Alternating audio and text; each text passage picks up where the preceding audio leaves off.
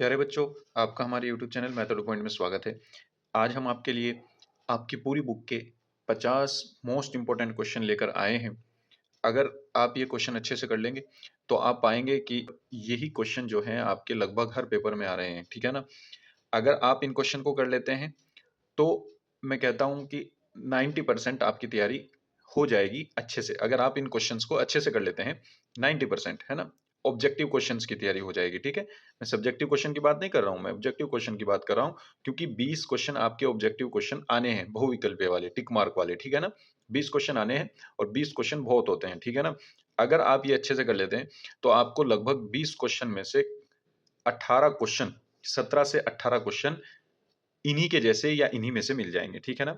ये 50 क्वेश्चन बहुत ही important question है, इनको अच्छे से करिएगा, ठीक है ना? चलिए शुरू करते हैं। अगर आपने चैनल को अब तक सब्सक्राइब नहीं किया है, तो चैनल को सब्सक्राइब कर लीजिए। चलिए शुरू करते हैं।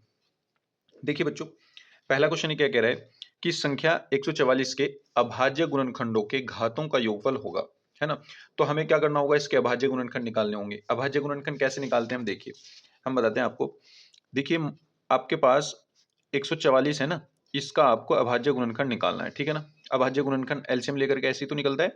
तो देखिए हम कैसे करेंगे इसको, यहाँ से 2 से कैंसिल आउट करेंगे, 2 सत्ते 14 और 2 दूनी 4, फिर 2 तिया 6, 1 इधर, 2 छिक 12, फिर 2 एकम 2, यहाँ पे चलाओ 2 एकम 2, 1 इधर चला गया 16 हो गया, 2 अठे 16, 2 निम 18, 3 तिया 9 और 3 एकम 3, ठीक है ना? ये आपके पास आ जाएगा। यानी आप इस 144 को कैसे लिख सकते हो, 2 की पावर 1 2 3 4, 2 की पावर 4 इंटू 3 की पावर कितने आ गई, 3 की पावर 2 आ गई, ठीक है ना?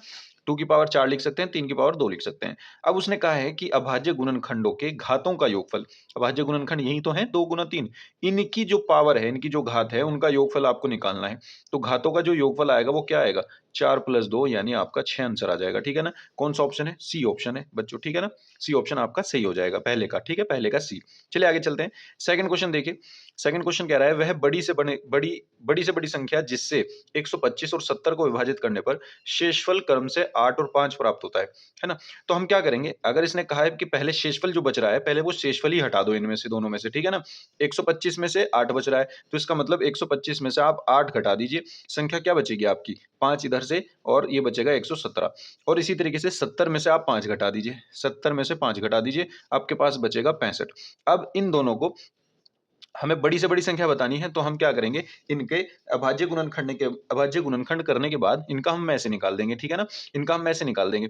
तो देखिए 117 का अगर मैं देखता हूँ अभाज्य गुणनखंड क्या होंगे 117 के, तो इसको हम किस से कैंसल आउट कर सकते हैं, 13 से कर सकते हैं, 13 निम में 117, और फिर 9 से कर सकते हैं, 3 से, 3 तिया 9, 3 कम 3, ठीक है ना? इसके अभाज्य गुणनखंड ये आ जाएंगे 3 और 13, और 65 के क्या आ जाएंगे, देखिए 65 को हम लिख सकते हैं 13 पंजे 65 और 5 एकम 5, ठीक है ना?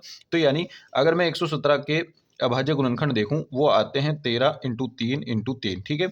और 65 के जो आएंगे वो कितना आएंगे, वो आएंगे 13 गुना 5। तो बच्चों जब भी वो बड़ी से बड़ी संख्या गए, इसका मतलब आपको में से लेना है, ठीक है ना? में से क्या होगा, जो कॉमन संख्या है, ठीक है ना? कॉमन क्या है आपकी 13, तो आपका ये 13 ऑप्शन सही हो जाएगा, ठीक है ना? 13 सही हो जाएगा। तो ऑप्शन कौन सा है आपका, बी ऑप्शन, बी ऑप्शन 13 आपका सही हो जाएगा, ठीक है ना? चलिए आगे चलते हैं। देखिए ये कह रहा है कौन सह अभाज्य संख्याओं का युग्म है, ठीक है ना? तो सह अभाज्य संख्याएं का युग्म वो होगा, सह अभाज्य संख्याओं का युग्म इनमें से वो होगा जिनके उभयनिष्ठ गुणनखंड केवल एक हो, केवल एक। उभयनिष्ठ गुणनखंड मतलब जब आप इनके गुणनखंड निकालोगे, तो दोनों में सिर्फ एक ही कॉमन आना चाहिए, एक, वन, है ना? वन कॉमन आना चाहिए दोनों में बस, उसके अलावा कोई दूसरी चीज या कोई भी दूसरा गुणनखंड कॉमन नहीं आना चाहिए। तो वो क्या हो जाएगा, वो सहभाज्य गुणनखंड हो जाएगा। देखिए मैं बताता हूँ आपको, मान लीजिए आपने 18 के किए, 18 के गुणनखंड क्या होंगे, 2 निम 18, 3 तिया 9, 3 एकम 3, ठीक है ना? ये हो गए 3 तिया 9 दूनी 18, ठीक है? और इसी तरीके से 25 के किए, 25 के कैसे करेंगे हम, 5 गुना 5, ठीक है ना? अब देखिए इनमें और इनमें कॉमन क्या है ना? सिर्फ एक ही कॉमन है बस, 1। इसके अलावा कुछ भी कॉमन नहीं है। अगर मैं इसमें इंटू 1 कर दूं, इसमें इंटू 1 कर दूं, तो वो तो कॉमन है ना बस, बाकी तो कुछ भी कॉमन नहीं है। तो यही हमारा सहभाज्य गुणनखंड हो जाएगा, ठीक है ना? अब बाकी में देखिए कुछ ना कुछ कॉमन आएगा, जैसे इसमें 5 है, 15 को में भी 5 आ जाएगा, तो 5 कॉमन आ जाएगा। इसमें 7 है, इसमें भी 7 आ जाएगा, 7 21 है ना, तो 7 7 आ जाएगा। 31 है, इसको भी 31 93 होते हैं, तो इसमें भी 31 आ जाएगा, तो ये 31 कॉमन आ जाएगा। एक के अलावा और भी चीज इसमें कॉमन आ रही है, लेकिन इसमें सिर्फ एक ही गुणनखंड है, 1, एक ही कॉमन है, सिर्फ 1, ठीक है ना? तो इसलिए सहभाज्य गुणनखंड हो जाएगा, ठीक है? इसको ध्यान रखना बच्चों, ठीक है। आगे चलते हैं फोर्थ क्वेश्चन पर। फोर्थ क्वेश्चन देखिए क्या कह रहा है, कह रहा है दी गई संख्याओं में अभाज्य संख्या होंगी। अब देखिए दी कौन सी रखी है इसने, ये वाली संख्याएं दे रखी हैं, इनमें अभाज्य संख्या कौन सी है, 0 नहीं, 1 नहीं, 2 नहीं, 2 है, तो अभाज्य सबसे छोटी अभाज्य संख्या 2 होती है, ठीक है ना। 2, 3, 5, 7 ये अभाज्य संख्या है सारी, और सबसे छोटी 2 है, तो इन चारों में तो 2 ही अभाज्य है, तो बस इसका सी ऑप्शन हो जाएगा, ठीक है। आगे चलते हैं, कह रहा है यदि ले से इन दोनों संख्याओं का ले से 156 है और में से इनका में से निकालना है हमें, ठीक है ना। इनमें से क्या होगा, देखिए ले से में से निकालने के लिए आपके पास एक फॉर्मूला है कि ले से गुना में से, ले से गुना में से, इस फॉर्मूले को याद रखिएगा, इनटू दोनों संख्याओं का गुणनफल, पहली संख्या संख्या फर्स्ट और संख्या सेकंड, संख्या फर्स्ट गुना संख्या सेकंड, ठीक है ना। दोनों संख्या उनका गुणनफल यहां रख दो। अब देखिए ले से आपको दे रखा है इसने, इन दोनों संख्याओं का ले से कितना है, 156 है, वो यहां रख दो, गुना में से आपके पास निकालना है आपको, इसे यहीं रखो। संख्या आपके पास कौन कौन सी है, एक 26 है, एक 156 है, तो 26 गुना 156, ठीक है। यहां से आपको में से निकालना है, तो में से यहीं छोड़ दो, ये गुना में है डिवाइड में चला जाएगा, 26 गुना 156 बटे 156, 156 से 156 गया, बच्चा कितना 26, 26 आंसर हो जाएगा। कौन सा ऑप्शन है, बी ऑप्शन आपका सही हो जाएगा, ठीक है ना, बी ऑप्शन आपका सही हो जाएगा, ठीक है बच्चों। आगे चलते हैं फिफ्थ क्वेश्चन पर, सिक्स्थ क्वेश्चन पर। देखिए बच्चों सिक्स्थ क्वेश्चन आपका कह रहा है कि a1x plus b1y plus c1 बराबर 0 है तथा a2x plus b2y plus c2 बराबर 0 है। दो रैखिक समीकरण है, ठीक है ना। यदि a1 अपॉन a2 है, b1 अपॉन b2 है, c1 अपॉन c2 है, तो इनमें से कौन सा ऑप्शन होगा, ठीक है। तो बच्चों मैं आपको देखिए एक कंडीशन बताता हूं, इसमें आपको ये चीज ध्यान रखनी है, ठीक है ना। मान लीजिए आपके पास दो रैखिक समीकरण है ऐसी, a1x plus b1y plus c1 बराबर 0, a2x plus b2y plus c2 बराबर 0। तो इसमें तीन कंडीशन पॉसिबल हो सकती हैं। तीन कंडीशन कौन कौन सी पॉसिबल हो सकती हैं, देखिए मैं लिख कर दिखाता हूं आपको। तीन कंडीशन आपकी कौन कौन सी होगी। एक तो ये हो सकती है कि a1 upon a2 not equal to b1 upon b2, ठीक है ना, ये कंडीशन हो सकती है। या ये हो सकती है कि a1 upon a2 equal to b1 upon b2 और equal to c1 upon c2। या तीसरी कंडीशन ये हो सकती है कि a1 upon a2 b1 upon b2 not equal to c1 upon c2। ये दोनों तो इक्वल हो, तीसरा इक्वल ना हो। तो इनमें क्या क्या होता है, देखिए जब ये वाली कंडीशन होगी तो इसका मतलब वो दोनों समीकरण, जो ये समीकरण दे रखी हैं ये वाली, ये दोनों समीकरण क्या करती हैं, प्रतिच्छेद करती हैं, ठीक है ना। क्या करती हैं ये समीकरण, प्रतिच्छेद करती हैं, प्रतिच्छेद करती हैं, ठीक है ना। और दूसरी बात कि केवल एक सॉल्यूशन होता है, एक दूसरी बात ये भी है, केवल एक सॉल्यूशन होगा, केवल क्या होगा, एक हल होगा, केवल एक हल, या इसको हम अद्वितीय हल भी कह देते हैं। क्या कह देते हैं, अद्वितीय यानी यूनिक हल, यूनिक सॉल्यूशन, ठीक है ना। दूसरी कंडीशन ये है आपकी, जब ये तीनों बराबर हो तब क्या होगा, संपाती रेखाएं होंगी, वो दोनों क्या होंगी, संपाती रेखाएं होंगी, ठीक है ना, संपाती रेखाएं। और इसको हम एक चीज और कह सकते हैं कि अपरिमित हल होंगे, अपरिमित रूप से अनेक हल होंगे, अपरिमित अनेक हल, ठीक है, अपरिमित रूप से अनेक हल, अनेक हल, ठीक है ना। तीसरी कंडीशन ये है आपकी, जब ये दो बराबर हो, तीसरा ये बराबर ना हो, तब ये रेखाएं क्या कहलाती हैं, समांतर रेखाएं कहलाती हैं, ठीक है ना। क्या कहलाती हैं, समांतर रेखाएं कहलाती हैं। और इसका मतलब है कि यहाँ कोई हल नहीं है, इन समीकरणों का कोई हल नहीं है, ठीक है। याद रहेंगी ये, आपको बस ये देखना है a1 upon a2, b1 upon b2 या c1 अपॉन c2, ये तीनों अलग अलग निकाल लो, उसमें आपको पता चलेगा या तो वो दोनों इक्वल नहीं होंगे, या तीनों इक्वल होंगे, या शुरू के दो तो इक्वल होंगे, तीसरा इक्वल नहीं होगा। इसके अकॉर्डिंग आप ये कंडीशन बता सकते हैं कि वो समीकरणें प्रतिच्छेद करती हैं, संपाती रेखाएं हैं या समांतर रेखाएं हैं, या केवल अद्वितीय हल है। ये वाली का ये भी हो सकता है, ये भी हो सकता है, जो ऑप्शन में दे दे उसको देख लेना, ये है या ये है, ठीक है, ये है या ये है, ये है या ये है, ठीक है। अब देखिए हमारे पास यहाँ पे क्या है, यहाँ पे ये कह रहा है कि यदि a1 upon a2, b1 upon b2, c1 upon c2 तीनों बराबर हैं, तो अगर तीनों बराबर हैं तो इसका मतलब रेखाएं संपाती होंगी, ठीक है ना, रेखाएं क्या होंगी, संपाती होंगी। तो देखिए रेखाएं समांतर हैं, रेखाएं संपाती हैं, प्रतिच्छेद करते हैं, इनमें से कोई नहीं, तो बस रेखाएं संपाती हैं, बी ऑप्शन आपका सही हो जाएगा, ठीक है ना, बी ऑप्शन आपका सही हो जाएगा, ठीक है। चलिए आगे चलते हैं, कह रहा है कि रेखिक समीकरण युग्म इतने और इतने का हल है, यानी इन दोनों को सॉल्व करना है हमें, तो हल निकाल लेते हैं, ठीक है ना। दो इक्वेशन आपको दे रखी है उसने, देखिए हम बताते हैं आपको, दो इक्वेशन उसने दे रखी है आपको, एक तो x plus Y equals to 10 और एक x माइनस वाई बराबर 4, ठीक है ना। वैसे तो आप इनको प्रतिस्थापन विधि या विलोपन विधि से सॉल्व कर सकते हैं, ठीक है ना। आपके पास दो समीकरणों को, रैखिक समीकरणों को हल करने के दो मेथड हैं, तीन मेथड हैं बल्कि है तो ये चार, लेकिन अब की बार जो ग्राफ है शायद वो आपके सिलेबस में नहीं है। तो दो तो मेन है, एक तो विलोपन मेथड, एक तो विलोपन विधि, और एक जो है आपका एक है आपका प्रतिस्थापन विधि, ठीक है ना, ये मेन है। लेकिन यहाँ पे मैं किसी से भी नहीं कराऊंगा आपको, क्योंकि मैं सब्जेक्टिव नहीं करा रहा हूँ, मैं करा रहा हूँ ऑब्जेक्टिव क्वेश्चन। तो ऑब्जेक्टिव क्वेश्चन की अप्रोच क्या होगी, देखिए यहाँ से आप वैल्यू पुटअप करके देखिए, बस एक्स की और वाई की वैल्यू यहाँ पे रख के देख लीजिए, चाहे इसमें रख के देख लीजिए, एक ही बात है। जब मैं यहाँ पे रख के देखूंगा तो 5 और 2 कितने आएंगे, देखिए एक्स की वैल्यू 5, वाई की वैल्यू 2, यहाँ पे रखता हूँ 5 + 2 7 आएगा, लेकिन इधर तो 10 है तो ये ऑप्शन खत्म।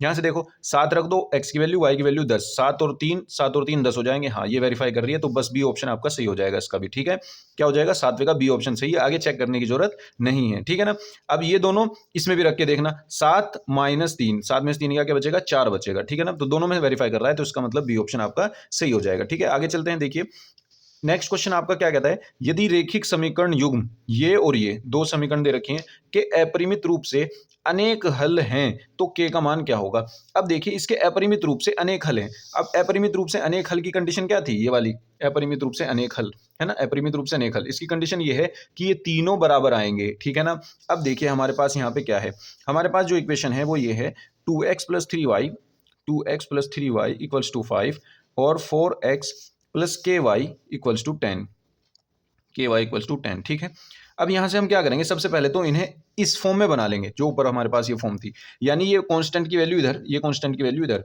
यहां से क्या आ जाएगा 2x + 3y - 5 = 0, 4x + ky - 10 = 0। रफली करना है, फटाफट करना है। ठीक है ना, जितने स्टेप कम हो सके उतने स्टेप कम करने हैं। अब देखिए यहां से ये a1 है, ये b1 है, ये c1 है, ये a2 है, ये b2 है, ये c2 है। ठीक है ना, तो x के इंटू में a1 है, a1 अपॉन a2 अब यहां से देखिए b1 अपॉन b2 यानी 3/k, c1 अपॉन c2 यानी -5/10। अब चूंकि अपरिमित रूप से अनेक हल हैं, इसका मतलब तीसरी कंडीशन है ये वाली, तीनों बराबर होंगे, तो आप इन तीनों को बराबर रख दीजिए बस।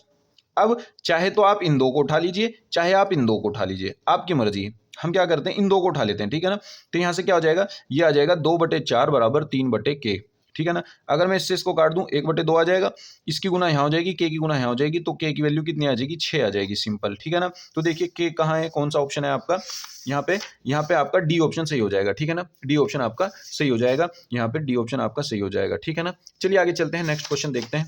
9th क्वेश्चन आपका क्या कह रहा है कि युगपत समीकरण ये है और ये है, इनका कोई हल नहीं है। अगर कोई हल नहीं है और लैम्डा का मान निकालना है, तो कोई हल नहीं है इसका मतलब देखिए, जब कोई हल नहीं होता तो क्या कंडीशन होती है, जब कोई हल नहीं होता तो ये कंडीशन होती है, यानी a1/a2 और b1/b2 बराबर होते हैं। बस इनको ले लो आप दो को। ठीक है ना, a1/a2 और b1/b2। देखिए यहाँ पे a1 क्या है, a1 है जो x के इंटू में है, तो a1 तो आ गया 1 अपॉन a2, a2 क्या है, ये वाला जो x के इंटू में है, तो अब a1/a2 बराबर b1/b2, b1 क्या है जो y के इंटू में है, ये तो b1 हो गया, अपॉन b2, b2 की वैल्यू क्या है, लैम्डा, तो यहाँ से क्या आ जाएगा, लैम्डा इधर 2 इधर, तो लैम्डा = 4 आ जाएगा। ठीक है ना, तो आपका कौन सा ऑप्शन हो जाएगा सही, डी ऑप्शन आपका सही हो जाएगा। ठीक है ना, फोर्थ ऑप्शन। ठीक है, चलिए आगे चलते हैं नेक्स्ट क्वेश्चन पर। देखिए बच्चों ये कह रहा है कि बहुपद इतने के शून्यकों का योगफल क्या है। शून्यकों का योगफल, जब शून्यकों के योगफल की बात है, आपके पास दो चीजें हैं, एक तो शून्यकों का योगफल, शून्यकों का योगफल, शून्यकों का योगफल, और एक शून्यकों का गुणनफल होता है, शून्यकों का गुणनफल। ठीक है ना, ये आपको याद रखना है। तो शून्यकों का योगफल होता है -b/a और शून्यकों का गुणनफल जो होता है वो होता है c/a। अब ये b और a कहाँ से आए, जो भी द्विघात समीकरण उसने दे रखी होगी उसकी तुलना आप इससे कर लीजिए, ax² + bx + c, जो भी उसने बहुपद या द्विघात समीकरण दे रखी है। ठीक है ना, उसकी तुलना इससे कर लो, जो x² के इंटू में होगा वो a, जो x के इंटू में होगा वो b, और जो कांस्टेंट टर्म होगी वो c, एचर संख्या। तो यहाँ पे a की वैल्यू 3 है, b की वैल्यू 5 है, c की वैल्यू -2 है। हमें शून्यकों का योगफल निकालना है, -b/a यानी -5/3, 5/3 माइनस के, तो कौन सा ऑप्शन सही हो जाएगा आपका, सी ऑप्शन सही हो जाएगा। ठीक है ना, सी ऑप्शन आपका सही हो जाएगा। ठीक है, उम्मीद करता हूं बच्चों आपकी समझ में आ गया होगा। चलिए नेक्स्ट क्वेश्चन देखते हैं। 10th हो गया है ना, 11th पे चलते हैं। ये कह रहा है बहुपद इतने के शून्यक होंगे। शून्यक क्या होंगे, वैसे तो द्विघात समीकरण है, कैसे करते हैं हम, 10 की गुना 1 में करेंगे, है ना, ये तो तब है जब ये सब्जेक्टिव में आएगा, लेकिन यहाँ पे क्वेश्चन ऑब्जेक्टिव का है तो ऑब्जेक्टिव की तरीके से करेंगे। ठीक है ना, क्या करते हैं, इसमें से वैल्यू रख करके देखते हैं, इसमें जो वैल्यू सेटिस्फाई करेगी वो आंसर हो जाएगा। लेकिन एक बात ध्यान रखना, जब भी ये तीनों टर्म पॉजिटिव होंगी ना, तो इसके शून्यक दोनों निगेटिव होंगे, है ना। तो देखिए दोनों शून्यक निगेटिव कौन से ऑप्शन में है, पहले ऑप्शन में है, तो पहला ऑप्शन सही हो जाएगा। ये बात ध्यान रखना, जब भी इसमें तीनों टर्म पॉजिटिव होंगी तो दोनों शून्य क्या होंगे, निगेटिव होंगे यानी ऋणात्मक होंगे। तो दोनों शून्य क्या है, ऋणात्मक पहले ऑप्शन में, तो पहला ऑप्शन सही हो जाएगा। अदरवाइज अगर ये आपके याद नहीं रहता तो आप क्या करेंगे, बारी बारी इसमें वेरीफाई करके देख लेंगे रख रख के, ठीक है ना। वेरीफाई हो जाएगा तो वही हो जाएगा। वेरीफाई तो इसमें लगभग यही होगा, ठीक है ना। पहले वाला देखिए, माइनस के 2 का स्क्वायर जब इसमें रखेंगे और इस पे -2 रखेंगे, माइनस के 2 का स्क्वायर 4 हो जाएगा, 10 और 4 14 और 7 दूनी -14, 0 आ गया, बिल्कुल ठीक है। 0 आना चाहिए, ठीक है ना। ये वैल्यू रख के 0 आना चाहिए, जोन सी भी वैल्यू पुट अप कर करके 0 आ गया, वो इसका मतलब वो इसके शून्य हो जाएंगे। तो पहले तो मैंने जो आपको पहली बात बताई, अगर ये तीनों पॉजिटिव हैं तो इसका मतलब इसके दोनों शून्यक निगेटिव आएंगे, तो इसके दोनों शून्यक ये क्या आ गए, निगेटिव आ गए, ठीक है ना। ये आपका पहला ऑप्शन सही हो जाएगा। अदरवाइज आपको निकालने का तरीका इसका क्या है, देखिए मैं बताता हूँ। x² + 7x + 10, इसका तरीका ये है कि सबसे पहले आप 10 की मल्टीप्लाई यहाँ पे करोगे 1 में, ठीक है। तो 10 एकम 10 आ गया। अब इस 10 के ऐसे फैक्टर करो जो आपको ये वाला साइन देखना है, प्लस करके ये संख्या आनी चाहिए और गुना करके 10 ही आना चाहिए, ठीक है ना। तो 10 के ऐसे फैक्टर में क्या करता हूँ, 5 और 2 कर लेता हूँ, 5 और 2। अगर मैं 5 और 2 को जोड़ूंगा तो 7 आ जाएगा, 5 की 2 की गुना करूंगा तो 10 ही आएगा, ठीक है ना। और फिर इस 7 को 5 + 2 लिख लेंगे, x² + 5x + 2x + 10। इस 7 को इन दो फैक्टर में तोड़ लिया। अब यहाँ से x कॉमन इन दो में से, तो क्या बचेगा, x + 5 बचेगा। फिर इन दोनों में से 2 कॉमन, यहाँ पे भी x + 5 बचेगा। अब इस टर्म और इस टर्म में से x + 5 कॉमन ले लो, तो यहाँ पे x बचा, यहाँ पे 2 बचा, तो ये हो जाएगा x + 2। अब देखिए इनको 0 रख दो अलग अलग, तो जब x + 5 को 0 रखोगे तो x की वैल्यू -5 आ जाएगी। इसी तरह x + 2 को 0 रखोगे तो x की वैल्यू -2 आ जाएगी। तो -5 -2 ये ऑप्शन आपका सही हो जाएगा, ठीक है ना। या दूसरा तरीका जो मैंने आपको बताया, सबसे पहले वाला तरीका है वो। दूसरे वाला तरीका पुट अप करके देख लो, इन वैल्यूज को यहाँ पे रख के देख लो, जिस भी वैल्यू से 0 आ गया इसका मतलब वही उसके शून्यक है। तीसरा तरीका आपका ये है फिर, ठीक है ना। ये लॉन्ग मेथड है, इसको आप सब्जेक्टिव में लगाएंगे, ऑब्जेक्टिव में नहीं, ठीक है ना। इसमें टाइम लगेगा आपको फिर, ठीक है ना। आगे चलते हैं नेक्स्ट क्वेश्चन पर। कह रहा है कि द्विघात समीकरण इतने के मूल समान है तो k का मान क्या होगा। देखिए आपको मैं एक चीज बता दूं, देखिए यहीं पे देख लेते हैं। आपको ये ध्यान रखना है कि अगर आपका एक विविक्तकर होता है, मान लीजिए आपके पास कोई द्विघात समीकरण है ax² + bx + c = 0। आपके पास एक द्विघात समीकरण है, इस द्विघात समीकरण के लिए एक विविक्तकर होता है, विविक्तकर। इसको क्या कहते हैं, विविक्तकर। विविक्तकर क्या होता है, ये d = b² - 4ac, ये आपका क्या होता है, विविक्तकर होता है। तो अगर ये d आपका > 0 आया, इसका मतलब दो वास्तविक और भिन्न मूल होंगे, दो भिन्न और वास्तविक मूल होंगे इसके, क्या होंगे, वास्तविक मूल, शून्यक है ना, जो भी है शून्यक कह लो या मूल कह लो, है ना। अगर इस d की वैल्यू 0 के बराबर आई तो इसका मतलब दो बराबर और वास्तविक मूल होंगे, दो बराबर और वास्तविक मूल होंगे, वास्तविक मूल, दो बराबर और वास्तविक मूल। और तीसरा, अगर d की वैल्यू 0 से छोटी आई यानी <0 आई तो इसका मतलब काल्पनिक मूल होंगे, यानी दो, कोई वास्तविक मूल नहीं होगा, कोई वास्तविक मूल नहीं, वास्तविक मूल नहीं, ठीक है ना, नहीं होगा। तो यानी आप ये बात आपको याद रखनी है कि अगर d की वैल्यू पॉजिटिव आई यानी धनात्मक आई, 0 से बड़ी आई, तो दो भिन्न मतलब अलग अलग वास्तविक मूल होंगे। जैसे हमने अभी ये फाइंड किया था 5 और -2, ये दोनों वास्तविक मूल थे, ठीक है ना। वास्तविक मूल कौन से होते हैं, जो वास्तविक संख्याओं के समुच्चय में आते हैं, वो वास्तविक संख्याएं हैं। तो वो वास्तविक मूल होंगे जो इस सेट में से होंगे, R में से, ठीक है ना। जितने भी नंबर हैं, पॉजिटिव, नेगेटिव, रेशनल, इरेशनल, वो सब क्या है, वास्तविक हैं, ठीक है ना। फिर एक आते हैं इमेजिनरी, काल्पनिक, जो हम सोच सकते हैं बस, इमेजिनरी, वो एक्चुअली में होते नहीं, ठीक है ना, तो वो काल्पनिक है। फिलहाल आपके यहाँ सिर्फ वास्तविक हैं, तो ये सारे ऐसा मत समझना ये माइनस वाले वास्तविक नहीं होते, ये भी वास्तविक हैं, ठीक है ना। माइनस वाले, पॉजिटिव, प्लस वाले सब क्या है, वास्तविक हैं, ठीक है ना। तो इसका मतलब समझ गए होंगे आप। अगर बराबर हुए तो वास्तविक मूल होंगे और बराबर होंगे, समान होंगे, दोनों अलग अलग नहीं आएंगे, फिर ये दोनों एक जैसे आएंगे। x की वैल्यू 5 और 5 इस तरीके से दोनों सेम आएंगी, तो ये होगा d = 0। और अगर ये आया कि d की वैल्यू 0 से छोटी आई तो कोई वास्तविक मूल भी नहीं होना, तो फिर तो कोई होगा ही नहीं, ठीक है ना। तो अब देखिए हमारे पास यहाँ क्वेश्चन क्या कह रहा है, ये कह रहा है कि द्विघात समीकरण इतने के मूल समान हैं तो k का मान होगा। तो अगर मूल समान है यानी बराबर हैं, तो इसका मतलब क्या होगा, d = 0 होगा। d क्या होता है, b² - 4ac। तो इसके लिए आप b² - 4ac निकाल दीजिए। देखिए 3x² - 6x और +k = 0, ये आपके पास समीकरण है। तो यहाँ से अगर मैं ax² + bx + c की तुलना करूँ तो a की वैल्यू 3 आ जाएगी, a की वैल्यू 3, b की वैल्यू -6, c की वैल्यू k, ठीक है। तो बी स्क्वायर माइनस 4ac आप फाइंड कर दीजिए, बी स्क्वायर माइनस 4ac 0 होगा, क्योंकि उसने कहा है कि मूल बराबर हैं। अगर मूल बराबर हैं तो बी स्क्वायर माइनस 4ac 0 होगा, ठीक है ना। तो यहाँ से क्या हो जाएगा, बी स्क्वायर मतलब माइनस के 6 का स्क्वायर माइनस के 4 इंटू 3 इंटू के इक्वल्स टू 0। तो यहाँ से क्या आ जाएगा 36 और माइनस के 4 दिया 12 के इक्वल्स टू 0, और 12 के इक्वल्स टू कितना आ जाएगा माइनस के 36, माइनस से माइनस कट गया, 12 से 36 कट गया, 12 दिया 36, तो के की वैल्यू कितनी आ जाएगी 3 आ जाएगी, ठीक है ना। तो आपका ऑप्शन कौन सा हो जाएगा, देखिए ऑप्शन नंबर आपका ए हो जाएगा, ठीक है ना। आपका ए ऑप्शन सही हो जाएगा, ठीक है बच्चों। चलिए आगे चलते हैं। ये कह रहा है कि यदि समीकरण इतने का एक मूल है 1/2, तो के का मान क्या है। अब इसमें एक मूल इसका 1/2 है। देखिए किसी भी समीकरण का मूल जो होता है वो उसी समीकरण में उस वेरिएबल की जगह, चर की जगह रखने पर उसको वेरीफाई करता है, उस इक्वेशन को वेरीफाई करता है, संतुष्ट करता है। मतलब अगर मैं ये 1/2 एक्स की जगह इस इक्वेशन में रख दूं तो लेफ्ट हैंड साइड बराबर राइट हैंड साइड आएगी। शून्य का मतलब ही ये होता है कि उस समीकरण में, उस बहुपद में अगर मैं ये वैल्यू रख दूं, यानी मूल की एक्स की वैल्यू ये रख दूं, तो वो क्या करेगा, जीरो दे देगा। जीरो है ही यहाँ पर, तो इसका मतलब ये इसको सेटिस्फाई करेगा। तो आपके पास जो इक्वेशन है ना, बस इसमें एक्स की जगह 1/2 रख दो, तो 1/2 का स्क्वायर प्लस के इंटू 1/2 माइनस के 5/4 इक्वल्स टू 0, ठीक है ना। के की वैल्यू निकल जाएगी। तो देखिए क्या होगा, ये हो गया 1/4 और ये हो गया k/2 और ये हो गया माइनस के 5/4 इक्वल्स टू 0। 1/4 माइनस 5/4, तो बस एक में से 5 घटा दो, माइनस के 4/4 आएगा। k/2 माइनस 4/4 यानी एक आ जाएगा, बस एक, और इक्वल्स टू 0।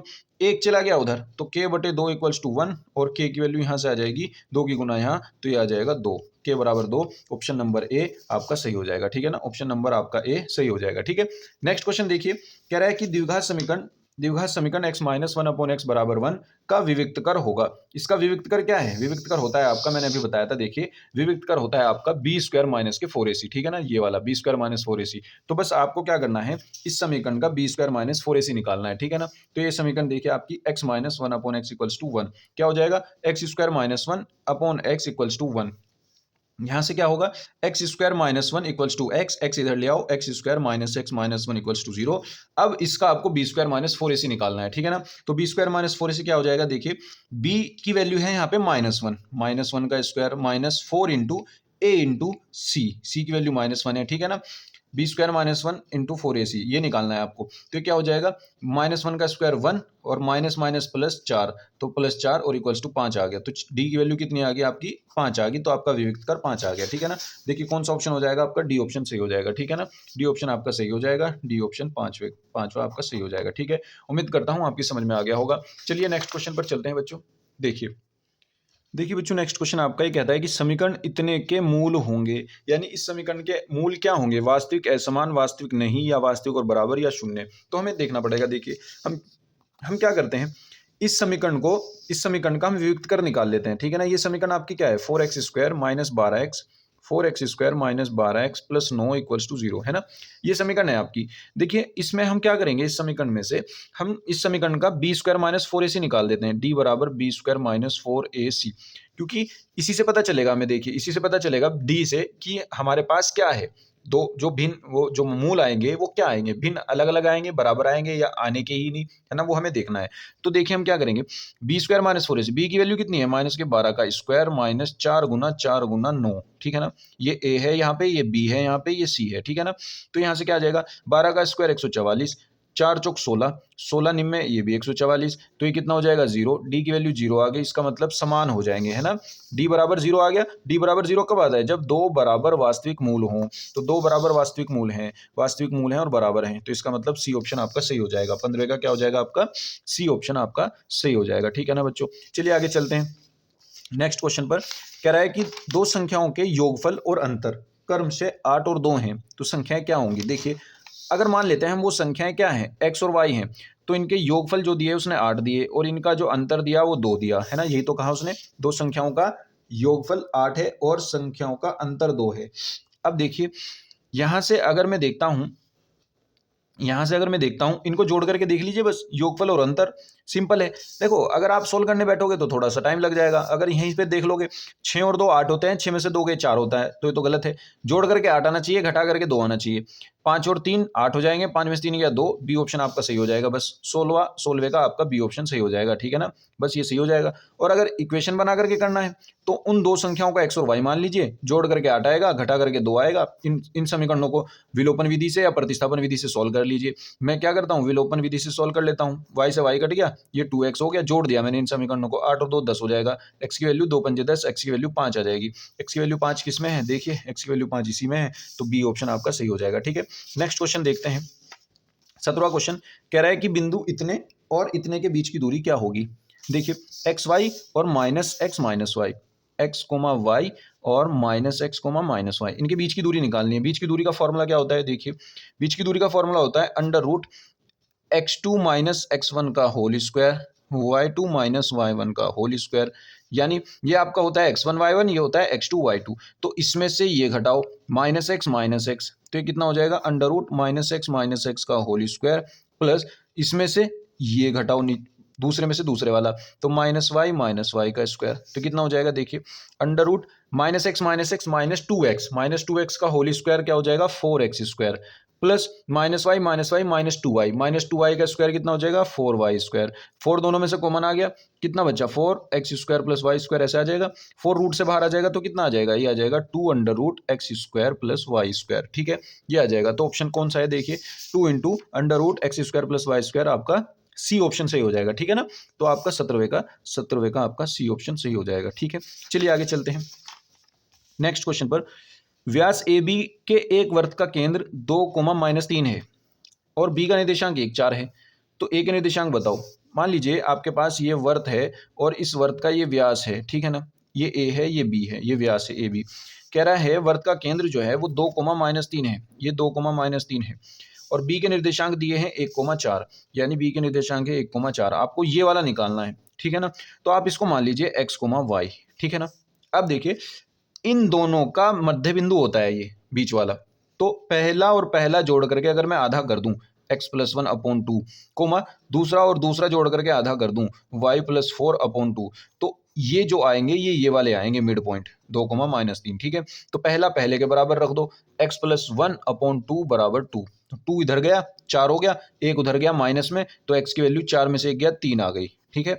आगे चलो, इस वाले को इस वाले के बराबर रख दो, दूसरे को दूसरे के बराबर, तो y+4/2 इक्वल्स टू -3, माइनस के 6, जब इसकी गुना यहाँ होगी -6, 4 उधर गया -10, y की वैल्यू -10 आ गई, तो x की वैल्यू 3, y की वैल्यू -10, कौन सा ऑप्शन है, x की वैल्यू 3, y की वैल्यू -10, डी ऑप्शन आपका सही हो जाएगा, ठीक है ना। डी ऑप्शन आपका सही हो जाएगा, x की वैल्यू 3, y की वैल्यू -10, ठीक है ना, ये आपका ऑप्शन हो जाएगा, ठीक है। चलिए चलते हैं नेक्स्ट क्वेश्चन पर। बच्चों देखिए आपका ये कह रहा है कि बिंदु ए और बी से समदूरस्थ एक्स अक्ष पर बिंदु होगा, समदूरस्थ है और एक्स अक्ष पर है। देखिए अब अगर मैं ये कहूं कि ये कह रहा है कि बिंदु ए से, मान लीजिए आपका ये बिंदु ए है यहाँ पर, और इससे और ये है आपका बिंदु बी, -2,9, और ए जो है वो है 2, -5, इन दो से यहाँ पे ये बिंदु है, समदूरस्थ है, बिल्कुल दोनों से सेम डिस्टेंस पे है, जितनी दूरी ये है उतनी ही दूरी ये है, मान लो ये पी है यहाँ पर। अब ये एक्स अक्ष पर बिंदु है, अगर ये एक्स अक्ष पर है तो इसका मतलब एक्स, वाई की वैल्यू तो 0 होगी, एक्स की वैल्यू कुछ मिलेगी, वो हम एक्स मान लेते हैं। समदूरस्थ का मतलब यहाँ से ये वाली डिस्टेंस इसके बराबर है, तो इसका मतलब ये हमें निकालना पड़ेगा दूरी वाले फॉर्मूले से, इसकी यहाँ से दूरी निकालो, यानी पी ए या ए पी कह लो बराबर पी बी होगा, पी ए बराबर पी बी होगा, तो ये हमें निकालना पड़ेगा, ठीक है ना। ये हम कैसे निकालेंगे, डिस्टेंस वाले फॉर्मूले से। डिस्टेंस वाला फॉर्मूला वही x-2 का होल स्क्वायर प्लस 0-5 यानी 0 + 5 का होल स्क्वायर, 5 का स्क्वायर आ जाएगा, इक्वल टू अंडर रूट ऐसे इसका -2 से x घटाओ, -2 - x का होल स्क्वायर, और प्लस यहाँ से 9 - 0 का होल स्क्वायर। जब आप इसको सॉल्व कर लोगे तो आपका यहाँ से क्या आ जाएगा, देखिए मैं बताता हूँ। 19वां क्वेश्चन, ये आपका आ जाएगा यहाँ पे x की वैल्यू -7 आ जाएगी, ठीक है ना, x की वैल्यू -7 आ जाएगी, ठीक है। तो आपका ऑप्शन कौन सा हो जाएगा, ए ऑप्शन आपका सही हो जाएगा, ठीक है बच्चों। उम्मीद करता हूँ आप ये क्वेश्चन कर लेंगे, इजी क्वेश्चन है, बहुत आसान क्वेश्चन है। चलिए नेक्स्ट क्वेश्चन देखते हैं।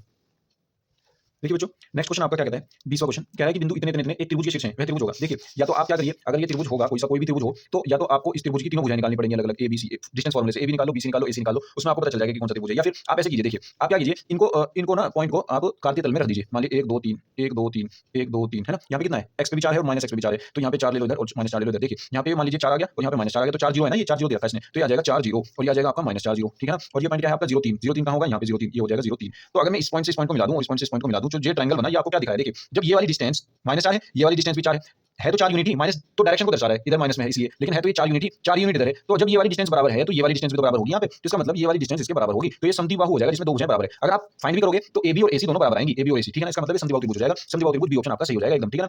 अब देखिए दो आकृतियां जिनके आकार समान हो परंतु आमाप आवश्यक रूप से समान ना हो तो क्या कहलाती है, वो कहलाती है समरूप आकृतियां। समरूप आकृति वो होती है, देखिए मान लीजिए आपके पास एक ट्रायंगल ये है और एक ट्रायंगल ये है, अब इनका साइज तो अलग अलग है लेकिन शेप सेम है। अगर मैं शेप की बात करूं तो दोनों ट्रायंगल है, ये भी ट्रायंगल, ये भी ट्रायंगल है ना, लेकिन ये वाला जो है ये छोटा है, ये बड़ा है साइज में, है ना। जब साइज अलग अलग हो, शेप सेम हो, जो इनका आकार है वो तो सेम रहे, है ना। जैसे इसने कहा है दो आकृतियां जिनके आकार समान है, आकार तो इनके समान है लेकिन इनकी जो आमाप आवश्यक रूप से समान ना हो। जरूरी नहीं कि इनकी जो आमाप हो, यानी इनकी जो भुजाएं हो, ये भुजाएं का मतलब मैं भुजाएं नहीं कह रहा हूं, मैं कह रहा हूं कि इनकी जो शेप है, सॉरी इनका जो साइज है वो अलग अलग हो, है ना, अलग अलग हो, समान ना हो, तो ऐसी आकृतियां हम समरूप आकृति कहते हैं, ठीक है ना, समरूप आकृति कहलाएंगे इनको, ठीक है, बी हो जाएगा। नेक्स्ट क्वेश्चन देखते हैं आपका 22 क्वेश्चन, कह रहा है कि 1 - tan स्क्वायर 30, 1 - tan स्क्वायर 30 मतलब tan 30 का स्क्वायर, tan 30 की वैल्यू होती है 1/√3, तो इसका स्क्वायर हो जाएगा अपॉन 1 प्लस नीचे भी 30 है tan, ये भी स्क्वायर हो जाएगा, तो क्या आएगा 1 - 1 का स्क्वायर 1, √3 का स्क्वायर 3, रूट का जब स्क्वायर हो तो रूट हट जाता है तो 3 आ जाएगा, 1/1 - 3 अपॉन 1 + 1/3, यहाँ से सॉल्व करेंगे तो 3 × 3 - 1, 3 में से 1 गया 2/3 और बटे 3 × 3 और 1 4, 4/3, 3 से 3 कट जाएगा, 2/4 आ जाएगा, 2 से 4 कट जाएगा, 1/2 आ जाएगा, आपका बी ऑप्शन सही हो जाएगा, ठीक है ना, बी ऑप्शन आपका सही हो जाएगा, ठीक है बच्चों। आगे चलते हैं, नेक्स्ट क्वेश्चन देखते हैं।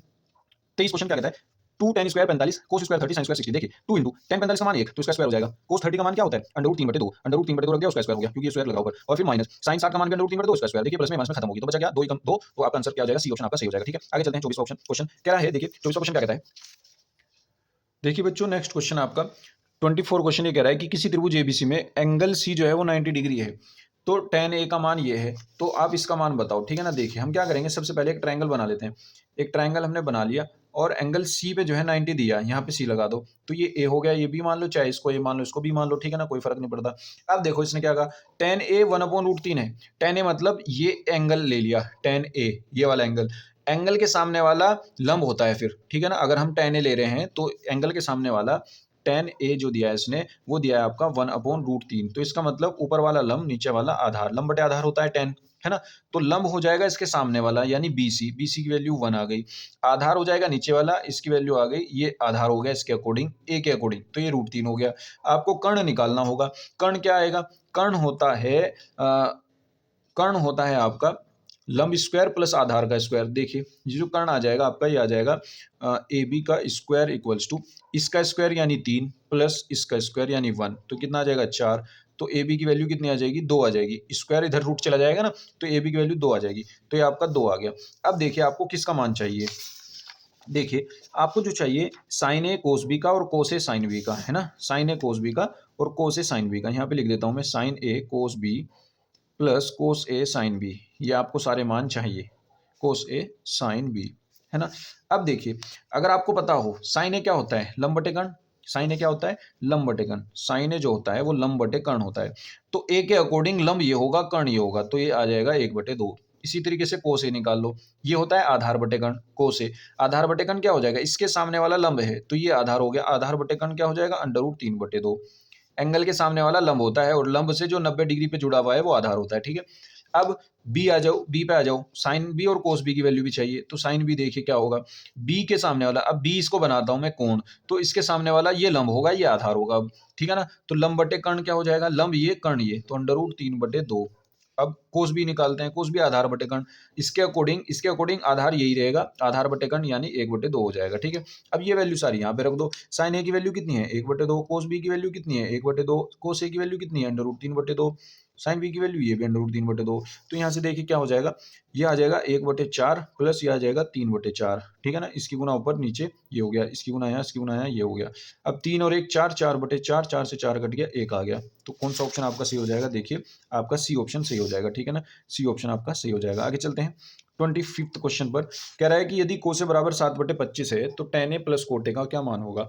अब देखिए कोस ए, अगर इसने कोस ए क्या दिया है 7/25, फिर से इसी बनाइए, मान लीजिए ये ए है आपके पास, तो कोस ए की वैल्यू होती है आधार बटे कर्ण, कोस ए जो होता है वो होता है आधार बटे कर्ण, तो आपका आधार तो ये आ गया 7, कर्ण ये आ गया 25, तो जब आप पाइथागोरस थ्योरम से लंब निकालोगे वो 24 आ जाएगा, ठीक है ना। तो अब देखिए आपको किसकी जरूरत है, tan ए की और कोट ए की। tan ए आपके पास क्या होता है लंब बटे आधार, tan ए होता है लंब बटे आधार, तो लंब ये है आधार ये है, तो 24/7 ये तो आ गया tan ए। अब प्लस कोटे क्या होता है tan ए का उल्टा, तो ये हो जाएगा 7/24, इसको आप एलसीएम लेकर के सॉल्व करोगे तो आपका क्या आ जाएगा 625/168 आ जाएगा, ठीक है ना। एलसीएम लेकर के इसकी गुना यहाँ, इसकी गुना यहाँ, इसकी गुना यहाँ, ठीक है। अब सॉल्व करो आंसर आ जाएगा, ठीक है। आगे चलते हैं नेक्स्ट क्वेश्चन पर, देखिए नेक्स्ट क्वेश्चन आपका ये कहता है 26वां, देखिए इसमें चित्र बना रखा है इसने एक, मैं पहले वो दिखा देता हूँ आपको। देखिए ये वाला, ये कह रहा है कि यदि चित्र में AD बराबर x+3, ये AD x+3 है, ये DB BD जो है 3x+19 है, ये x है यहाँ से यहाँ तक और यहाँ से यहाँ तक 3x+4 है। अब हमें निकालना क्या है, x का वैल्यू निकालना है, x का मान निकालना है। और एक चीज और है कि ये जो DE है ये इसके पैरेलल है BC के। तो आपके पास एक थ्योरम कहती है कि यदि आपके पास कोई ट्रायंगल है और उसमें ये जो लाइन है ये इसके पैरेलल है, तो ये बटे ये होता है। यानी अगर ये मैं A कहूँ, इसमें क्या दे रखा है, ADB EC, ADB EC ऐसा दे रखा है कुछ। तो अगर ये पैरेलल होती है इस लाइन के, तो यहाँ पे ये कंडीशन होती है AD अपॉन BD समानुपाती होती हैं ये भुजाएं, ठीक है ना, AE अपॉन EC, तो ये हो जाएगा AE अपॉन EC, ठीक है ना। तो बस यहाँ पे वैल्यू रख दो। देखिए AD की वैल्यू क्या है आपके पास, x+3, AD की वैल्यू क्या है x+3, BD की वैल्यू क्या है 3x+19, 3x+19, AE क्या है आपके पास, AE है आपके पास x, तो ये रख दिया x, और EC क्या है आपके पास 3x+4, तो ये रख दिया 3x+4, ठीक है ना। इसको जब हम सॉल्व करेंगे तो देखिए क्या होगा, यहाँ से इसकी गुना यहाँ, इसकी गुना यहाँ, ठीक है, ये हो जाएगा x+3 और ये हो जाएगा 3x+4 और ये हो जाएगा x इंटू ये आ जाएगा 3x+19, ठीक है ना। जब आप इसको सॉल्व करोगे तो आपका आंसर जो आ जाएगा, x की वैल्यू आपकी 2 आ जाएगी, ठीक है ना, 2 सेंटीमीटर। इसको आप सॉल्व कर लेना, उम्मीद करता हूँ आप सॉल्व इजीली कर लेंगे, ठीक है। चलिए चलते हैं नेक्स्ट क्वेश्चन पर। देखिए बच्चों, नेक्स्ट क्वेश्चन आपका 27वां, ये कह रहा है कि यदि समतल मैदान पर एक मीनार की छाया की लंबाई उसकी ऊंचाई की √3 गुनी है तो सूर्य का उन्नयन कोण क्या होगा, ठीक है ना। तो हमें क्या निकालना है, सूर्य का उन्नयन कोण निकालना है, ठीक है। देखिए ये कह रहा है कि एक मीनार की ऊंचाई मान लीजिए h है। ये कह रहा है अगर एक मीनार की छाया की लंबाई उसकी ऊंचाई की √3 गुनी है। अब मीनार मान लिए ये है तो इसकी छाया ऐसे पड़ेगी, है ना, तो इसकी छाया की जो लंबाई है उसकी ऊंचाई की √3 गुनी है। तो अगर हमने इसकी ऊंचाई h मानी है तो इसकी छाया की लंबाई कितनी होगी, √3h, है ना, गुनी। अब ये उन्नयन कोण पूछ रहा है कि उन्नयन कोण क्या होगा, ये वाला उन्नयन कोण जब नीचे से ऊपर देखते हैं, ठीक है ना। तो अब देखिए मेरे पास जो चीज है उसमें कौन सा अनुपात लगता है ट्रिग्नोमेट्री का, तो मेरे पास लंब है और आधार है। लंब और आधार में tan लग सकता है, कोट भी लग सकता है। तो हम क्या लगाएंगे, tan थीटा लगा देंगे। अगर ये थीटा मान करके मैं चलता हूँ तो मैं लगा दूंगा tan थीटा। tan थीटा क्या हो जाएगा, लंब बटे आधार, लंब h है, आधार कितना है √3h, h से h कट गया, 1/√3 आ गया, 1/√3, tan कितने की वैल्यू होती है, tan 30 की वैल्यू होती है, ठीक है ना। तो ये क्या हो जाएगा आपका, tan से tan हट करके कितना आ जाएगा, थीटा की वैल्यू 30 डिग्री आ जाएगी, ठीक है ना। तो थीटा 30 डिग्री हो जाएगा, सी ऑप्शन आपका सही हो जाएगा, ठीक है ना, सी ऑप्शन आपका सही हो जाएगा, 27वें का सी। आगे चलते हैं 28वें क्वेश्चन पर। देखिए बच्चों, 28वां क्वेश्चन ये कह रहा है कि त्रिज्यखंड OAB का क्षेत्रफल क्या होगा। त्रिज्यखंड देखिए कौन सा है, ये है आपके पास त्रिज्यखंड, ये वाला, ठीक है ना। अब देखिए इसमें एंगल इसने 30 डिग्री दिया है और जो ये त्रिज्या दी है वो दी है 4 सेंटीमीटर त्रिज्या, ठीक है ना, ये 4 सेंटीमीटर दी है। तो अगर मैं कहूँ कि क्षेत्रफल का जो फॉर्मूला होता है वो क्या होता है, त्रिज्यखंड के क्षेत्रफल का फॉर्मूला होता है θ/360 इंटू πr², ये होता है फॉर्मूला, ठीक है ना। तो थीटा तो है वहां पर कितना 30 degree upon 360 degree into πr², पाई की वैल्यू कितनी है 3.14 रख देता हूँ, और इंटू r² की वैल्यू, r हमारे पास उसने दे रखा है 4 का, है ना, 4 दे रखा है ना जी, 4 दे रखा है, तो हम इसको क्या रख देंगे 4 का स्क्वायर यानी 16 रख देंगे, ठीक है ना। अब देखिए क्या हो जाएगा, 1 0 से 1 0 कट गई, 3 से 3 कम 3, 3 दूनी 6 कट गया, 4 तिया 12, 4 चौक 16 कट गया, 4 की गुना इसमें करके लिखेंगे 4 चौक 16 और 4 एकम 4 और 1 5, पॉइंट 4 तिया 12 अपॉन 3, 3 से इसको काटेंगे, 3 तिया 9, 3 चौक 12, पॉइंट लग गई, और फिर 3 एकम 3, देखिए यहाँ पर ये हो जाएगा 12.56, 4 की गुना इसमें करके, और अपॉन में ये वाला 3 है ही, 3 से इसको काटेंगे तो 3 चौक 12 आ जाएगा, पॉइंट जू की तू लग जाएगी पॉइंट। अब 3 एकम 3 चलेगा, और फिर यहाँ पे कितने बचेंगे, 2 इधर चले गए, 3 8 24, है ना, 3 8 24 यानी 4.18 के समथिंग आ जाएगा कुछ। तो देखिए इसके आसपास कौन सा है आपका ऑप्शन, कौन सा है, 4 है, 4.19 है और 4.91 है, तो ये वाला ज्यादा करीब है, 19 है, ठीक है ना, 18 है। जब आगे चलेगी तो वो इधर आ जाएगा तो 9 हो जाएगा, तो आपका बी ऑप्शन सही हो जाएगा, ठीक है ना, बी ऑप्शन आपका सही हो जाएगा। आगे चलते हैं नेक्स्ट क्वेश्चन पर बच्चों। ये वाला क्वेश्चन जो है आपका 6 सेंटीमीटर त्रिज्या वाले वृत्त का एक चाप केंद्र पर 60 डिग्री का कोण अंतरित करता है, तो त्रिज्याखंड का क्षेत्रफल होगा, सेम इसी फॉर्मूले पर होगा, ठीक है ना। देखिए थीटा की वैल्यू कितनी दी है उसने 30 डिग्री 60 डिग्री, तो ये आ जाएगा 60 बटे थीटा की वैल्यू 360, और इंटू में क्या आ जाएगा πr², ये मैं करा रहा हूँ 29वां क्वेश्चन है ना, 29वां इंटू पाई जू का तू रखो, क्योंकि देखिए ऑप्शन में सब में पाई है, तो इसका मतलब पाई में आंसर आएगा, तो पाई जू का तू रखो। आर की वैल्यू कितनी है, आर की वैल्यू 6 सेंटीमीटर है, तो यहाँ पे आ जाएगा 6 गुना 6 यानी 36। ठीक है, अब देखिए 1 0 से 1 0, 36 से पूरा 36, कितना बचा, 6 पाई बच गया। ठीक है ना, तो 6 पाई आपका आंसर आ जाएगा सेंटीमीटर स्क्वायर में। ठीक है ना, सेंटीमीटर स्क्वायर में, तो आपका कौन सा आ जाएगा, 6 पाई, यानी सी ऑप्शन आपका सही हो जाएगा। ठीक है ना, सी ऑप्शन आपका सही हो जाएगा। आगे चलते हैं नेक्स्ट क्वेश्चन पर। देखिए त्रिज्या आर के एक वृत्त के कोण थीटा वाले त्रिज्या खंड के संगत चाप की लंबाई क्या है। देखिए एक फॉर्मूला आपको याद होना चाहिए, एक फॉर्मूला होता है एल बराबर आर थीटा। ठीक है ना, एल बराबर आर थीटा। ये मान लीजिए आपके पास कोई त्रिज्या खंड है ऐसा, तो इसमें ये जो होता है ना, ये वाले ये आर्क होता है, चाप है ना, तो इसकी लंबाई हम एल से डिनोट करते हैं, इस एल से, ये जो मैंने लिखा है एल, इसकी लंबाई हम एल से डिनोट करते हैं। ये त्रिज्या हो गई आर, ये एंगल हो गया थीटा। ठीक है ना, तो एल बराबर आर थीटा होता है, लेकिन इस फॉर्मूले में ये जो थीटा होता है ये रेडियन में होता है। ठीक है ना, किस में होता है, रेडियन में। तो फिलहाल मैं इस थीटा की वैल्यू निकाल लेता हूँ। थीटा बराबर क्या आ गया, एल अपॉन आर आ गया। ठीक है ना, अब एक बात यहाँ पे ध्यान देने की बात है कि ये जो थीटा है ये रेडियन में है, इसको हमें क्या करना है, डिग्री में बदलना है। तो थीटा को रेडियन से डिग्री में ले जाने के लिए हम क्या करते हैं, 180 से डिवाइड कर देते हैं, पाई अपॉन 180 से। ठीक है ना, तो क्या हो जाएगा, ये हो जाएगा आपका, देखिए 1 मिनट मैं देख लेता हूँ। हाँ, ये हो जाएगा आपका थीटा इक्वल्स टू, क्या पूछा था इसने भाई, संगत चाप की लंबाई पूछी थी इसने, तो यानी एल की वैल्यू पूछी थी, तो एल बराबर ये आर भी इधर आ जाएगा, है ना। हाँ, ये हो जाएगा आपका, पाई तो आ ही गया यहाँ पे, पाई अपॉन 180 से गुना कर दी हमने, इस रेडियन को डिग्री में बदल दिया, पाई बटे 180 से गुना कर दी थीटा में। ठीक है ना, ये तो होगी बात इतनी। ये आर इधर से चला जाएगा गुना में इधर, इधर क्या बचेगा, सिर्फ एल। ठीक है ना, यहाँ से आ गया आपके पास theta upon 180 into pi R equals to L. ठीक है ना, ये आ गया। अब यहाँ तो ऐसा कोई ऑप्शन में है नहीं, theta upon 180 into pi R, ऐसा तो कुछ नहीं है यहाँ पे। देखिए ये भी नहीं है, ये भी नहीं है, ये भी नहीं है, ये भी नहीं है। तो अगर मैं पाई आर में 2 की गुना कर दूं, क्योंकि 2 पाई आर तो है ना, यहाँ भी है 2 पाई आर, यहाँ भी है, तो देखिए मैं क्या करता हूँ, 2 से यहाँ पे गुना करता हूँ, तो 2 से ऊपर नीचे गुना करनी पड़ेगी, यहाँ भी और नीचे भी। तो जब मैं नीचे करूंगा तो मैं 2 से गुना यहाँ पे कर दूंगा, ये 360 हो जाएगा, तो theta upon 360 into 2 pi R हो जाएगा। तो ये क्या हो जाएगा, theta upon 360 into 2 pi R equals to L. ठीक है ना, तो देखिए ये वाला ऑप्शन हो जाएगा आपका, बन गया ना ये डी ऑप्शन, तो आपका डी ऑप्शन सही हो जाएगा। ठीक है ना बच्चों, उम्मीद करता हूँ आप समझ गए होंगे। चलिए चलते हैं नेक्स्ट क्वेश्चन पर। देखिए बच्चों नेक्स्ट क्वेश्चन आपका कह रहा है कि यदि एक गोले की त्रिज्या को दुगना कर दिया जाए तो उसके पृष्ठीय क्षेत्रफल में होने वाली प्रतिशत वृद्धि क्या होगी, है ना। तो देखिए ये कह रहा है कि यदि गोले की त्रिज्या को दोगुना कर दें हम, तो उसके क्षेत्रफल में कितनी वृद्धि होगी ना, क्षेत्रफल पूछ रहा है ना, हाँ क्षेत्रफल में होने वाली प्रतिशत वृद्धि। तो देखिए बच्चों, अगर मैं मान लेता हूं कि मेरे पास जो गोला है उसकी त्रिज्या आर है। ठीक है ना, उसकी त्रिज्या क्या है, आर है, तो उसका क्षेत्रफल फिलहाल क्या होगा, पाई आर स्क्वायर होगा। अब अगर मैं उस आर को डबल कर दूं, है ना, डबल कर दूं, दुगना कर दूं, तो वो जो क्षेत्रफल जो हो जाएगा वो क्या हो जाएगा, पाई आर को मैंने कर दिया 2r, तो अब ये कितना हो गया, पाई 4r स्क्वायर, यानी 4 पाई आर स्क्वायर, है ना, 4 पाई आर स्क्वायर। अब वृद्धि कितने की हुई यहाँ वो देखनी है हमें। ठीक है ना, तो अब ये पाई आर स्क्वायर था, अब कितना हो गया 4 पाई, सॉरी ये हाँ दुगनी कर दी ना मैंने, तो ये कितना हो जाएगा 2 पाई आर स्क्वायर। अच्छा एक चीज और है, क्षेत्रफल जो होता है गोले का वो होता है 4 पाई आर स्क्वायर, ये हमने गलत लिख दिया, ये वृत्त का होता है पाई आर स्क्वायर, तो ये 4 पाई आर स्क्वायर हो गया, और ये भी 4 पाई आर जो हो गया वो 2r हो गया, तो 2r स्क्वायर मतलब ये हो गया 4r स्क्वायर, 4 की गुना 4 में करूंगा ये हो जाएगा 16 यानी 16 पाई आर स्क्वायर। ठीक है ना, अब जो नया क्षेत्रफल बना वो इतना आया। ठीक है ना, तो वृद्धि कितने की हुई, देखिए 4 से 16 हो गया, तो वृद्धि जो हुई आपकी, वृद्धि यानी वृद्धि कितनी हुई क्षेत्रफल में, वो हुई आपकी 16 में से 4 गए यानी 12 पाई आर स्क्वायर की वृद्धि हुई आपके पास। ठीक है ना, अब देखिए जो आपकी प्रतिशत वृद्धि का फॉर्मूला है, प्रतिशत वृद्धि का जो फॉर्मूला है वो ये कहता है कि जो आपकी वृद्धि हुई वो तो रख दीजिए ऊपर, और जो आपकी प्रारंभिक जो क्षेत्रफल है वो रख दीजिए नीचे, प्रारंभिक है ना, प्रारंभिक क्षेत्रफल नीचे रख दीजिए और इनटू कर दीजिए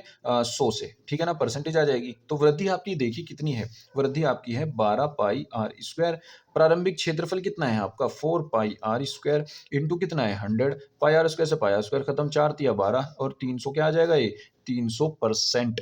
ठीक है ना, 300%, तो कौन सा ऑप्शन हो जाएगा, देखिए सॉरी कौन सा ऑप्शन हो जाएगा, देखिए यहाँ से ये हो जाएगा आपका ये कौन सा, ये वाला है ना, 300 आपका 300%, सी ऑप्शन आपका सही हो जाएगा। ठीक है ना, आपका सी ऑप्शन आपका सही हो जाएगा। ठीक है 300%। अब देखिए आगे चलते हैं नेक्स्ट क्वेश्चन पर। ये कह रहा है कि एक आयताकार कागज 40 सेंटीमीटर 22 सेंटीमीटर को मोड़कर एक खोखले बेलन के आकार में बनाया जाता है। है ना, आयताकार है, उसकी लंबाई चौड़ाई इस तरीके से इसने दे रखी है, इनमें से कोई एक लंबाई है, कोई एक चौड़ाई है, जिसकी ऊंचाई 40 सेंटीमीटर है। अब देखिए आपके पास एक ऐसी आयत थी, एक ऐसी आयत थी, ठीक है ना। अब उसने ये तो 40 दी थी इसकी, और ये दी थी इसने 22, ठीक है। अब उसने ये कहा कि जी हमने इस आयत को एक क्या बना दिया, ऐसा सर्कल घुमा करके ऐसा सर्कल बना दिया इसका, ठीक है ना, इसका ऐसा सर्कल बना दिया। जैसे मान लीजिए मेरे पास जो ये कागज है और मैं इसको ऐसे करके मोड़ दूं, ठीक है ना, ऐसे करके मोड़ दूं, ठीक है, तो ये एक बेलन बन जाएगा इस तरीके का, ठीक है ना, ये आपको दिख रहा होगा, ये ऐसा एक बेलन बन जाएगा, ठीक है ना। तो हम इसको क्या करेंगे, इस आयत को हमने ऐसे करके यहां से ऐसे फोल्ड कर दिया ऐसे, ठीक है ना, ऐसे घुमा दिया, यहां से उठा करके ऐसे घुमा दिया इसको, तो ये ऐसी बन गई। अब हाइट तो इसकी सेम रहेगी ना, हाइट इसने 40 कही थी, 40 कही थी ना हाइट, अब उसकी हाइट है तो 40 रही, यानी हमने इसी के साइड ऐसे इसके सापेक्ष इसको मोड़ा है, 40 होगी। और जो ये वाली इसकी जो चौड़ाई थी 22, ये क्या बन गई, अब ये गोल गोल इसकी परिधि बन गई, ये वाली 22। तो परिधि कितनी होगी, परिधि जो होगी 2πr, वो कितनी हो गई, 22 हो गई। परिधि क्या होती है इसकी परिधि, ये तो वर्त है ना, यहाँ पे तो बेलन का तो ये वर्ती बनता है, यहाँ वर्त की परिधि 2πr होती है। यहाँ से त्रिज्या निकाल दो, आर की वैल्यू कितनी आ जाएगी, 22/2π, 2π, ये 2π अपॉन में आएगा, पाई की वैल्यू कितनी हो जाएगी, 22/7, 7 ऊपर 22 से 22 खत्म, 7/2 का मतलब 3.5 सेंटीमीटर में आ जाएगी। तो 3.5 कौन सा है आपका, ए ऑप्शन सही हो जाएगा, ठीक है ना, ए ऑप्शन आपका सही हो जाएगा, ठीक है। चलिए आगे चलते हैं नेक्स्ट क्वेश्चन पर बच्चों। नेक्स्ट क्वेश्चन आपका क्या कहता है, देखिए नेक्स्ट क्वेश्चन, यदि एक समान त्रिज्या r के दो अर्धगोलों को उनके आधारों से जोड़ा जाता है तो इस नए बने ठोस का वक्र पृष्ठीय क्षेत्रफल क्या होगा। एक समान त्रिज्या r के दो अर्धगोले, यानी मान लीजिए आपके पास एक अर्धगोला ये है और इसकी त्रिज्या r है, यहां से यहां तक, सेम इसी त्रिज्या का एक अर्धगोला वो इसके ऊपर रख दिया, यहां से ऐसे करके ऐसे रख दिया ऊपर इसी के, तो बिल्कुल सेट बन गया। तो आधा गोला ऊपर आधा गोला नीचे, पूरा गोला बन गया है, तो ठीक है ना, तो एक गोला बन गया पूरा। अब उसका क्षेत्रफल क्या होगा, इस नए बने ठोस का वक्र पृष्ठीय क्षेत्रफल क्या हो जाएगा, 4πr² हो जाएगा, गोला बन गया ना पूरा है, तो इसका 4πr² क्षेत्रफल हो जाएगा, सिंपल सी बात है, ठीक है। ए ऑप्शन आपका सही हो जाएगा, ठीक है ना, ए ऑप्शन आपका ठीक हो जाएगा। चलिए आगे चलते हैं नेक्स्ट क्वेश्चन पर। कह रहा है कि यदि दो गोलों के आयतनों का अनुपात 27/64 है तो उनके पृष्ठीय क्षेत्रफलों का अनुपात क्या होगा। देखिए 27/64, ये कह रहा है कि गोलों के आयतनों का अनुपात। अब गोले का आयतन कितना होता है, देखिए मान लीजिए आपके पास एक गोले का आयतन v1 है, दूसरे गोले का आयतन v2 है। अब 4/3πr³ ये होता है, तो हम एक की r1 क्यूब मान लेंगे और 4/3π एक की हम r2 क्यूब मान लेंगे, ठीक है ना। हमने त्रिज्या मान ली दोनों गोलों की अलग अलग, ठीक है ना। अब देखिए उसने जो दिया है 27/64 दिया है, आयतनों का अनुपात कितना दिया है, 27/64, 27/64, 4/3 से 4/3 खत्म, r1 cube upon r2 cube. अब मैं इसको ऐसे लिख सकता हूँ, दोनों का होल क्यूब 27/64। अब इस 27/64 को मैं क्या लिख सकता हूँ, 3/4 का होल क्यूब। अब इधर भी होल क्यूब है, इधर भी होल क्यूब है, इसका मतलब r1 अपॉन r2 3/4 आ गया, है ना। तो r1 अपॉन r2 कितना आ गया आपका, r1 अपॉन r2 3/4 आ गया। इसको पास रखो अपने। अब वो क्या कह रहा है, कह रहा है कि पृष्ठीय क्षेत्रफल का अनुपात क्या होगा, कहाँ गया, ये रहा, पृष्ठीय क्षेत्रफलों का अनुपात क्या होगा। अब गोले का पृष्ठीय क्षेत्रफल का अनुपात क्या होता है, देखिए मान लीजिए मैं मान लेता हूँ, पहले का जो पृष्ठीय क्षेत्रफल होगा वो होगा 4πr1 का स्क्वायर, दूसरे का होगा 4πr2 का स्क्वायर, ठीक है। अब देखिए 4π से तो 4π कट जाएगा, क्या बचेगा, r1 अपॉन r2, दोनों का स्क्वायर बचेगा, दोनों का स्क्वायर को मैं होल स्क्वायर कर सकता हूँ।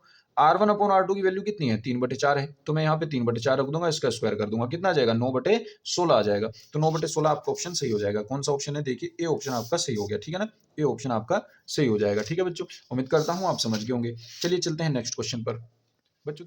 देखिए बच्चों नेक्स्ट क्वेश्चन आपका कहता है कि एक लंबवृत्तीय बेलन के आधार का क्षेत्रफल 9π सेंटीमीटर स्क्वायर है तो इसके आधार का व्यास क्या होगा। देखिए बहुत आसान क्वेश्चन है, क्षेत्रफल क्या दे रहा है, 9π दे रहा है ना, आधार का क्षेत्रफल, तो बेलन का जो आधार का क्षेत्रफल होता है वो क्या होता है, πr²। देखिए ये बेलन है आपका, अब ये जो है इसका यही तो आधार है और ये क्या है, ये वर्त है, तो इसका जो क्षेत्रफल होगा वर्त का वो क्या होगा, πr² होगा, πr²।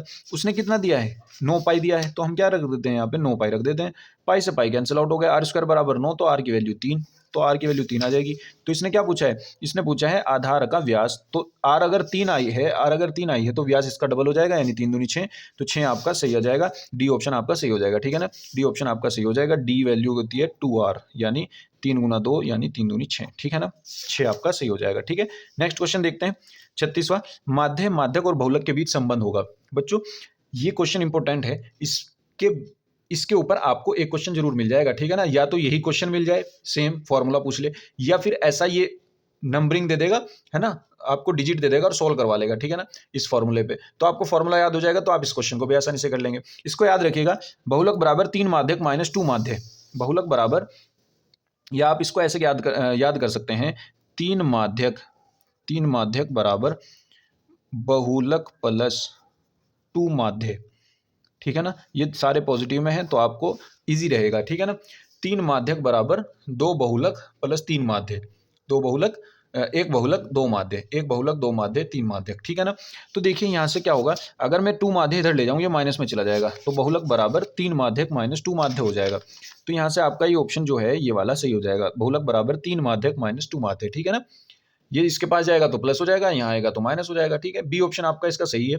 तो अगर मैं 37वें क्वेश्चन पर चलूं, इसके अकॉर्डिंग क्या होगा 37वें का, देखिए इसने दिया है माध्य और बहुलक, माध्य 24 है, बहुलक 12 है, तो माध्य 24 रख दो, माध्य की वैल्यू 24 दे दी उसने और बहुलक की वैल्यू 12 दे दी, और वो पूछ रहा है माध्यक। तो यहाँ से जो माध्यक आ जाएगा वो कितना आ जाएगा, ये 3 भी बटे में चला जाएगा इस पूरे के, तो 12 प्लस 24 दूनी 48, 48 और 12 कितने हो जाएंगे 60 बटे 3, कितना आ जाएगा 20, तो माध्यक आपका 20 हो जाएगा, ठीक है। देखिए 20 है क्या ऑप्शन में, जी है, 20 आपका सही हो जाएगा, ठीक है ना। बी ऑप्शन आपका सही हो जाएगा, ठीक है, बी ऑप्शन आपका सही हो जाएगा। चलिए आगे चलते हैं नेक्स्ट क्वेश्चन पर। देखिए बच्चों, नेक्स्ट क्वेश्चन आपका कहता है कि 1 से 10 तक की धनात्मक सम संख्याओं का समांतर माध्य होगा। 1 से 10 तक की धनात्मक सम संख्याएं कौन कौन सी होंगी, देखिए 2 होगी, 4 होगी, 6 होगी, 8 होगी, 10 होगी। समांतर माध्य निकालना है। समांतर माध्य क्या होता है, योग बटे संख्या, इनका योग लगा दो, योग कितना होगा 10 और 8 18 और 6 24 और 6 30 हो जाएंगे, और बटे कितनी संख्या है 1 2 3 4 5, 5 आ गया, 5 6 30, तो आपका ये माध्य आ गया, ठीक है ना। यही होता है माध्य, योग बटे संख्या, ठीक है ना। तो 6 आ गया आपका योग बटे संख्या, 6 ऑप्शन, डी ऑप्शन आपका सही हो जाएगा, ठीक है ना, डी ऑप्शन आपका सही हो जाएगा। नेक्स्ट क्वेश्चन देखते हैं, प्रथम 10 प्राकृतिक संख्याओं की मध्यिका होगी। प्रथम 10 प्राकृतिक संख्याएं कौन कौन सी हैं, 1 2 3 4 5 6 7 8 9 10। अब देखिए बीच का नंबर उठाना है, बिल्कुल बीच का नंबर, तो 4 तो इधर हो गए, 4 इधर हो गए, है ना, सॉरी 4 यहाँ से ये 2 बचे, एक तो है नहीं कोई नहीं बीच का नंबर, अगर कोई एक बचता बीच का नंबर तो वही मध्यिका हो जाती, लेकिन यहाँ पे 2 नंबर हैं, तो बस इन 2 नंबर को जोड़ो और आधा कर दो, 6 5 कितना हो गया 11 बटे 2, कितना आ गया 5.5, ये आपकी क्या आ जाएगी मध्यिका, ठीक है ना, मध्यिका आ जाएगी। तो 5.5 आपका आंसर हो जाएगा, डी ऑप्शन, ठीक है ना, डी ऑप्शन आपका सही हो जाएगा, ठीक है बच्चों। नेक्स्ट क्वेश्चन देखते हैं आगे, कह रहा है कि यदि इतने का समांतर माध्य 18 है तो x का मान बताओ। तो देखिए इनको भी जोड़ करके हम क्या कर देंगे, इनको सारों को जोड़ करके बटे इनकी संख्या रख देंगे, योग बटे संख्या, और बराबर क्या आ जाएगा माध्य। तो ये आ जाएगा, देखिए क्या है अपने पास, 7 है, 13 है, 20 है, उसके बाद 17 है और प्लस 3x है ना, ये पांचों संख्याओं का जोड़ बटे संख्या 5 है, इक्वल्स टू जो समांतर माध्य दिया है वो 18 दिया है उसने, तो समांतर माध्य बराबर रख दो 18, ठीक है ना।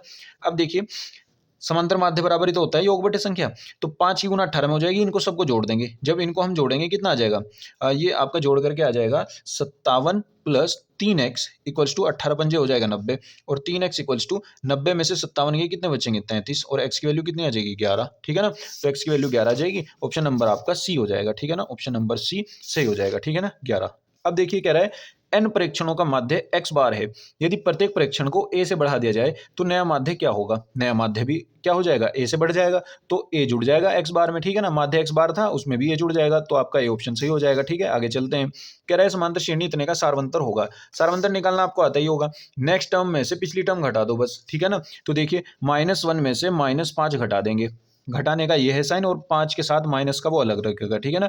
तो -1 और माइनस माइनस प्लस 5, तो 5 में से 1 गया, कितना आ जाएगा 4, ये आपका सारवंतर हो जाएगा। तो देखिए क्या हो जाएगा सारवंतर आपका ए ऑप्शन सही हो जाएगा, ठीक है ना, ए ऑप्शन 4, ठीक है। चलिए आगे चलते हैं नेक्स्ट क्वेश्चन पर। देखिए बच्चों नेक्स्ट क्वेश्चन आपका क्या कहता है, केंद्रीय प्रवृत्ति की माप क्या है, ठीक है ना, केंद्रीय प्रवृत्ति की माप बहुलक होता है, ठीक है ना, तो डी ऑप्शन आपका सही हो जाएगा। नेक्स्ट क्वेश्चन, निम्नलिखित बारंबारता बंटन का बहुलक वर्ग क्या होगा। बहुलक में ये देखना है आपको कि बारंबारता में सबसे ज्यादा बार कौन है। तो देखिए सबसे ज्यादा बार इनमें ये वाली है 8, है ना, 8 सबसे ज्यादा बार है, तो यही बहुलक वर्ग होगा इसके सामने वाला, तो ये बहुलक वर्ग होगा, ठीक है ना। तो 3 5 आपका बहुलक वर्ग हो जाएगा, बी ऑप्शन आपका सही हो जाएगा, ठीक है ना, बी ऑप्शन। चलिए आगे चलते हैं, बारंबारता बंटन का माध्यिका वर्ग, इसमें माध्यिका वर्ग पूछा है, माध्यिका वर्ग क्या होगा। तो माध्यिका वर्ग डायरेक्ट नहीं पता चलेगा ऐसे, अब क्या करेंगे हम संचयी बारंबारता निकालना पड़ेगा, ठीक है ना। तो हम क्या करेंगे, देखिए 4 5 13, 20 और 8। इसकी संचयी, ये तो बारंबारता है, इसको एफ कहते हैं। एक संचयी बारंबारता होती है, क्युमुलेटिव फ्रीक्वेंसी, ठीक है ना। कैसे निकलती है वो? सबसे पहले ये 4 होगा तो लिख दो, फिर ये 5 इस 4 में जोड़ करके यहाँ लिखो, 9 5 4, फिर 13 और 9 जोड़ करके यहाँ लिखो, 13 और 9 कितने हो जाएंगे? 22, 22 में 20 जोड़ करके यहाँ लिखो 42, 42 में 8 जोड़ करके यहाँ लिखो 50। ये n की वैल्यू है, तो n/2 देखना है तुम्हें। n/2 मतलब 50/2 यानी 25। 25 किस में होगा? यहाँ देखो 25, 25 वाली टर्म इसमें होगी, ठीक है ना। 25 इसमें होगा 42 में, यहाँ तक तो 22 है, 22 तक इसमें होंगे और 22 से आगे 25 तक इसमें होंगे। तो इसके सामने वाला यानी 20 के सामने वाला बहुलक वर्ग, बहुलक वर्ग यहाँ पे जो होगा, तो 20 के सामने वाला बहुलक वर्ग क्या है? 30 40, सॉरी बहुलक वर्ग नहीं, मध्य का वर्ग। तो इसके सामने वाला जो वर्ग अंतराल में वर्ग है वो आपका मध्य का वर्ग हो जाएगा, यानी 30 40, 20 के सामने वाला।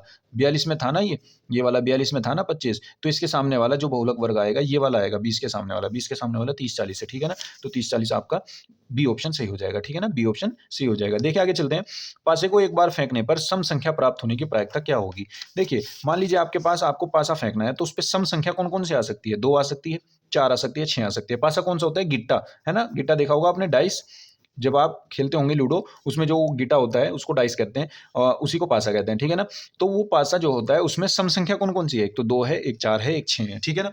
इनमें से कोई भी एक संख्या आ जाए वो हमारे फेवर में है, अनुकूल परिणाम है, ये हमारे अनुकूल परिणाम है 3। तो किसी भी घटना की अगर हमें प्रायिकता निकालनी है, प्रायिकता होती है अनुकूल परिणाम बटे अनुकूल परिणाम, अनुकूल परिणाम बटे कुल संभव परिणाम, कुल संभव परिणाम, कुल संभव परिणाम, ठीक है ना।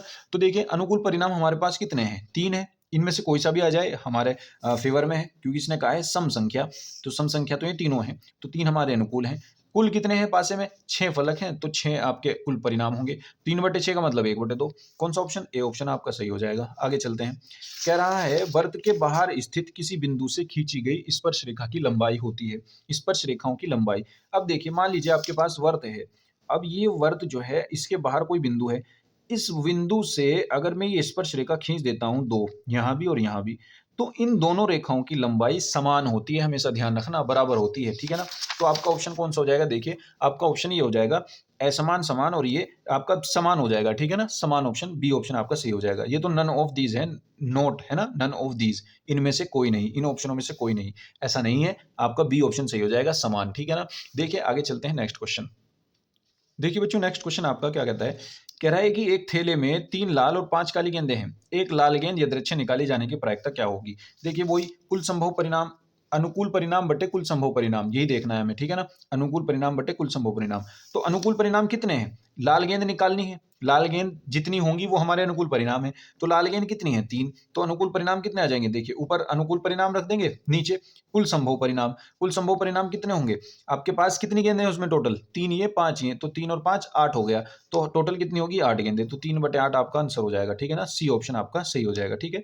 प्रायिकता तो बहुत आसान है, सॉरी बच्चों ये आपको नहीं दिखा होगा, सॉरी बच्चों ये आपको नहीं दिखा होगा। देखिए 3/8 हो जाएगा। कैसे? 3 हमारे अनुकूल परिणाम है, क्योंकि हमारे पास कितनी गेंदें हैं? जो लाल निकालनी है, और लाल 3 है ना, तो हमारे ये अनुकूल परिणाम हो गए। और कुल परिणाम कौन से होंगे? 3 और 3 लाल गेंद 5 काली गेंद, ये तो सारी सारी की सारी हैं उसमें, कुल कुल तो 8 ही है, 8 में से कोई सी भी आ सकती है, तो कुल परिणाम 8 है, तो 3/8 आपकी प्रायिकता हो जाएगी, सी ऑप्शन आपका ठीक हो जाएगा, ठीक है। आगे चलते हैं नेक्स्ट क्वेश्चन। ये कह रहा है कि अच्छी प्रकार से फेंटी गई 52 पत्तों की एक गड्डी में से एक इक्का आने की प्रायिकता क्या होगी? देखिए 52 पत्तों की गड्डी में 4 इक्के होते हैं, ठीक है ना, 4 इक्के होते हैं। मैं यहाँ पर एक टेबल दे दूंगा, 52 पत्तों को आप अच्छे से समझ लेना उसमें क्या क्या होता है। तो आपके पास 52 को 2 भागों में डिवाइड करते हैं, 26 और 26 में, ठीक है ना, 26 लाल 26 काले। अब इन 26 को भी 13-13 में डिवाइड करते हैं, ठीक है ना, 13-13 में, 13 यहाँ पे, 13 यहाँ पे, 13 यहाँ पे, 13 यहाँ पे, चीड़ी के, 13 हुकुम के, 13 पान के और 13 ईंट के, ठीक है ना। इस तरीके से 13-13 डिवाइड करते हैं, तो हर 13 में एक इक्का होता है, इसमें भी एक इक्का, इसमें भी, इसमें भी, तो चारों में एक इक्का हो जाएगा, यानी आपके पास 4 इक्के होंगे।